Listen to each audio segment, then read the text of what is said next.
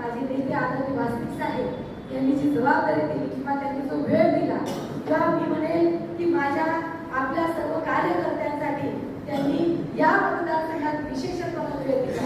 राहुलजींची पदयात्रा झाली, कुठेतरी सर्वांचं लक्ष आपल्या या भागामध्ये होतं आणि म्हणून आपल्या भागातला कार्यकर्ता हा ताठ मानेनं पुढे जात होता. तो कार्यकर्ता सर्वांसाठी एक विशाल म्हणून पुढच्या काळात काम करत राहणार आहे. अनेक गावांमध्ये आपल्या कार्यकर्त्यांनी चांगलं मतदान मिळवलेलं आहे.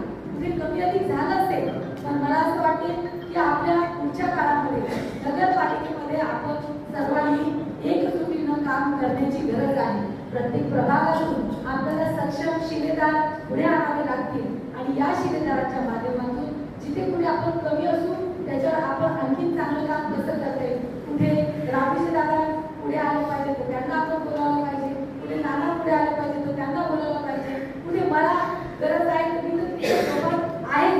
कारण हा लढा मी म्हटलं तर तुमचा संघर्ष काळात हा सुरू झालेला आहे आणि या संघर्षाच्या काळामध्ये आपल्याला गावाची सांगितलेली जी टक्केवारी वाढली आहे, म्हणजे कुठेतरी 5 वाजता 58% मतदान झालं तर रात्री 11पर्यंत कोणताच बूथ झाला नाही, हार्डली 8 वाजेपर्यंत बूथ झाले, पण त्याच्यामध्ये 8% पर्यंत मतदान कसं काय वाढले. या सर्व गोष्टी अनाकलनीय आहेत.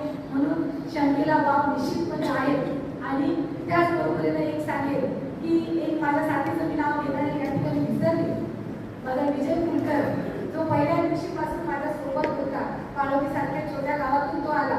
प्रत्येक गावात जेव्हा गेलो त्यावेळेस पायाला भीती लावून माझ्या सोबत होता.